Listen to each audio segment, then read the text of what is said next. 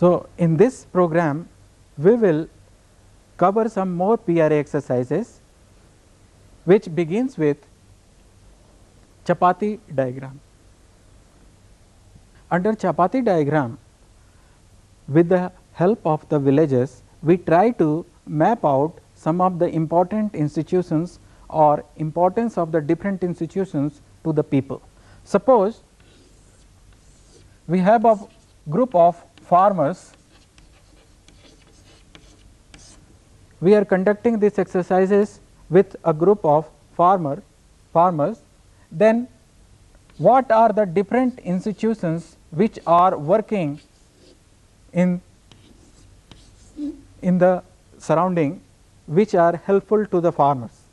For example, for the farmers, cooperative society may be the one institution which is helping the farmer.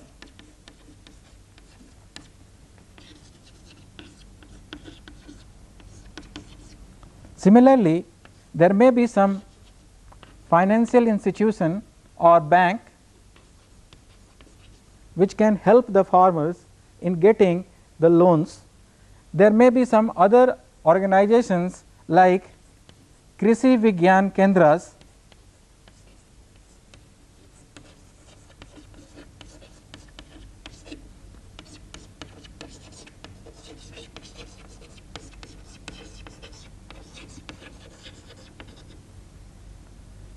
where the farmers are getting training for the different agricultural activities. So, the scientists located at the Krishi Vigyan Kendras, they are helping the farmers from training point of view, and they are also providing the different inputs in the field of agriculture.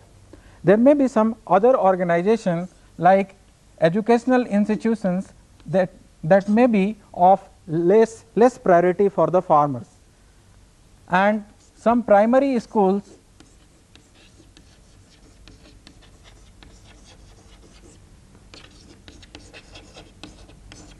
there may be some dispensary or hospital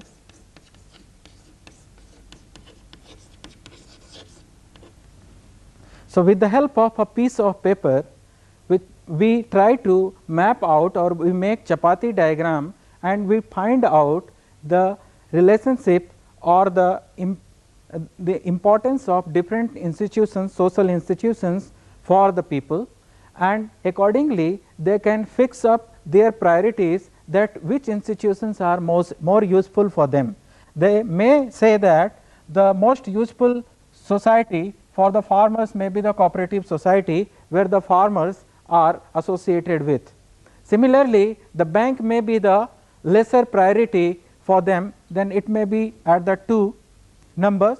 Then similarly, they may have the 3rd number priorities for the Krishi Vigyan Kendras, or overall the group of the farmers with whom we are conducting the exercises, they may find that this hospital is also very important.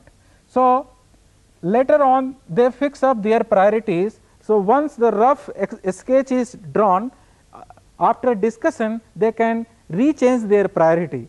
So, this may be the 2 number for them. After consensus, they can develop that hospital is more required and this institution is very important for them after the cooperative society. So, they can fix up their priorities accordingly. So, they can change their priorities as per their needs or as per their demands. So, this is the Chapati diagram. We try to find out the link or the importance of the different institutions with the people or the villages. Now, we come to the next exercise.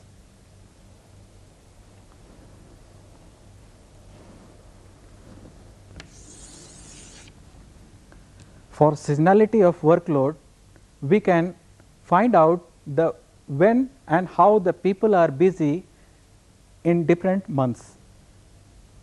From agricultural seasons point of view, some of the months have very important features. For example, this is a month when paddy crops are sown, so the sowing is done. Similarly, in this period the rabi crop is sown. So, accordingly we can find out the how the people are engaged throughout the months. So, the people can say that which are the important months for them. For example, this may be the month when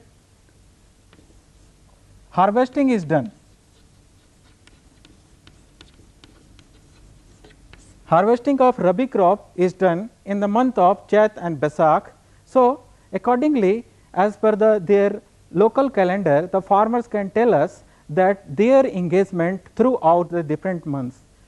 The seasonality of workload for the men and women will be different. Women may be more busy during the harvesting season, and men may be more busy during the cultivation period for the plowing purposes, etc.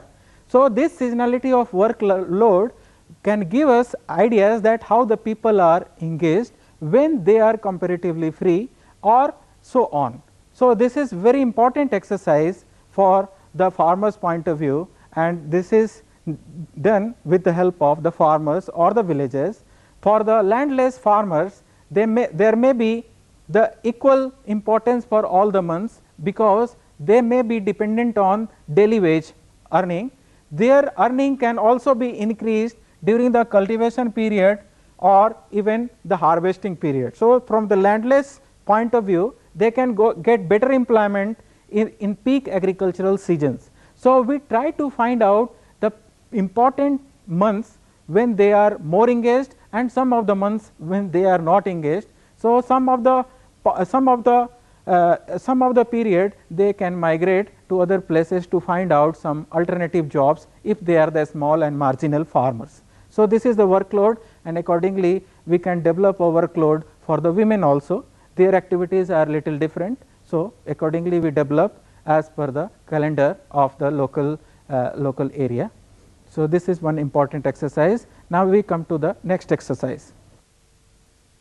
Some of the exercises can also be conducted in the areas of health awareness.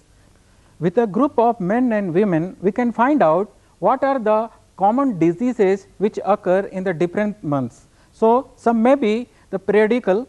So, like some of the diseases like dysentery,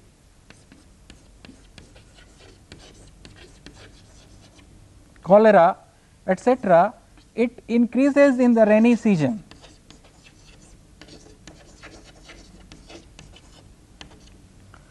Similarly, some other diseases like cold and cough may increase in the winter season. So, there are some common diseases and there may be some uncommon diseases which may be found in a particular community. Some of the fatal diseases may be found like TB, HIV, AIDS,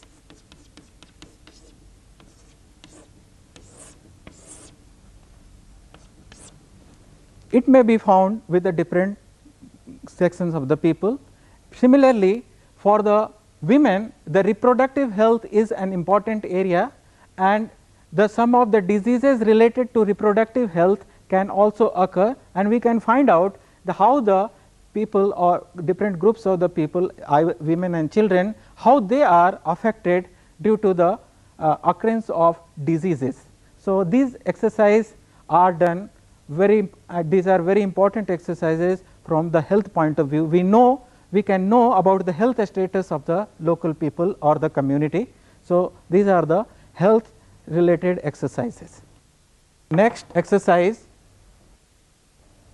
this is known as the triangulation exercises and micro planning.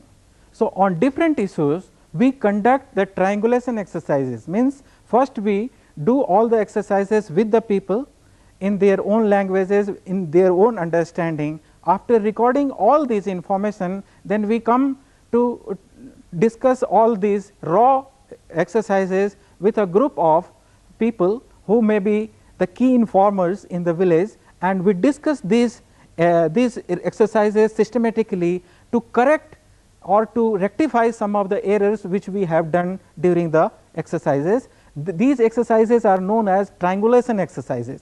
So, different socio-economic and ecological parameters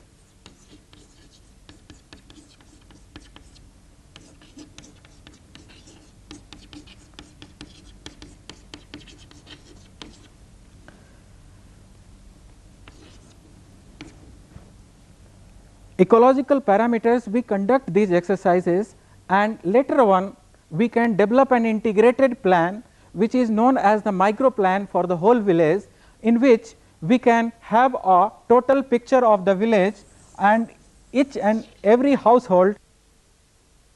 In this way we can map out all the households and their socio-economic status. Accordingly, with the help of resource map and other exercises, we can have all the ecological parameters.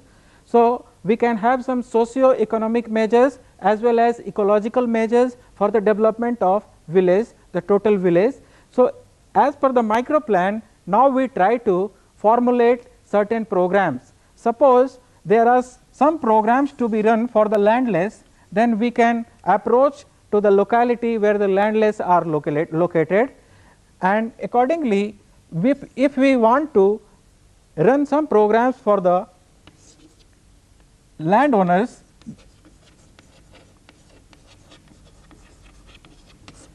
so the different micro plans are developed for the different sections of the society to according to their needs and priorities, and this micro plan is later on implemented with the help of budgeting and estimating. So, each and every exercises have an important purpose, and accordingly we can develop an integrated micro plan for the whole village, and with the help of all these exercises we can help the people and empower the people so that they can have their better livelihood, and in future we can implement some programs involving the people. With these exercises we can develop integrated micro plan for the village, and accordingly we can implement these programs.